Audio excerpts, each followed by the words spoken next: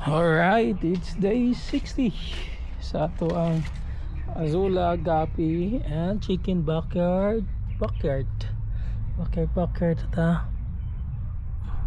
Okay, check na to if na pa ba. Okay kayo.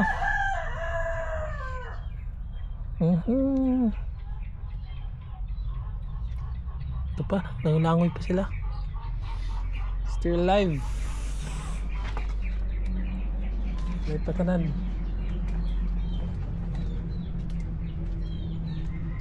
Kapoy ko. I ran 15 kilometers. So hangakerns. Okay, dere buwi pagyapon ang atong mga binuhi. Dugaya kay isa na daghan ay multiply. Ba't namatay ang atong Azula dere?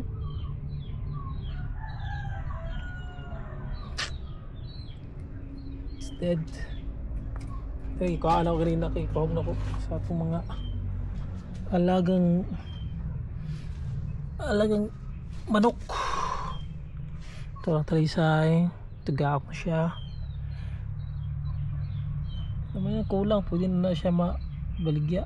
Pero I was planning nga i-breeder sana ako na siya. Kaya wala ko i-breeder nga manok. And if one dako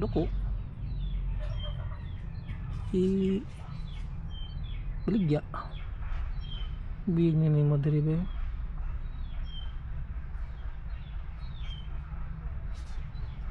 nagsige sila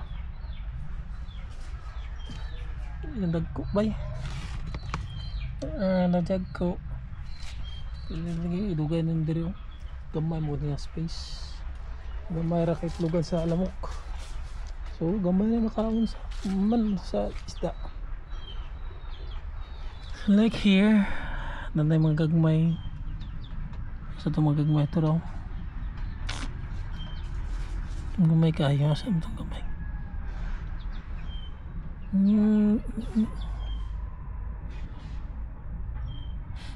Wala ito uban ba? Gamay na walang nakita. Sa itong gamay oh. Nga nabilin gamay ay dugay dako mas dugay siya dako andere pa nag release ng mga fries nitong mga panda strain. Naliluyam sila ba? Although na sila yung mga kuwan tambal. Sa kanta sila ba? Sa kirason. Then kani system na po naglista na kukuan. Rice hull. So naanay 5 kaitlog 5 eggs. Okay, din dire. Nakakita dali nga atro ang mga fries. So buhi pa. Wala na dahil pangkaon. Nakita ko na akong mga fries. Nga gagmay. So di na to sila makita karon. Kay na bullet. Na puno-puno na siya. Sabat ang mudagan ni siya. Mubaga. Asa na ito sila? Wala na ako nakita. May tumbulan niya kay pangduwagan na dahil sulod. Gilmore. Lupa akong Gilmore na. Kadlok siya. Ibis kuwan.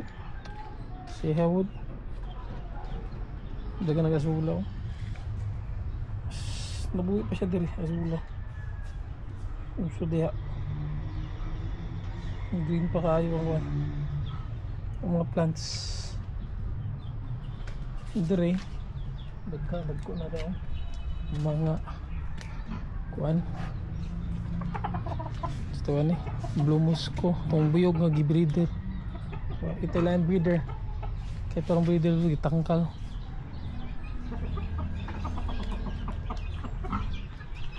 Okay, kabrog na gining amaw. Bisaya. Bisaya mixing. Oh, bagutom na sila. Supa mo sila.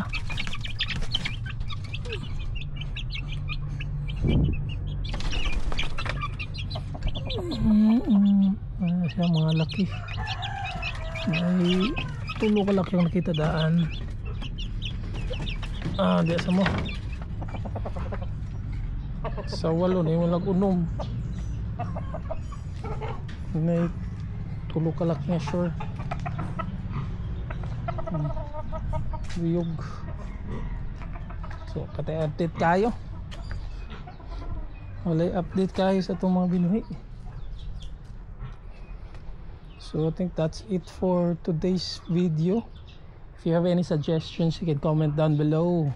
And please do click the like button or subscribe to our channel para updated mo sa atong hobby sa pagpamuhi og mga aqua plants like azolla, duckweed, gapi, and our chickens para natin extra income. Okay, disod ang panahon mo tayo extra income. Ko na kuha na ba padagag ayo gito. So that's all for today's videos. I hope you enjoy our video for today. 60 days, it's been 2 months na ga-record tag or ka-track ta sa growth ano itong mga binuhi. So that's all, and God bless everyone. Bye bye.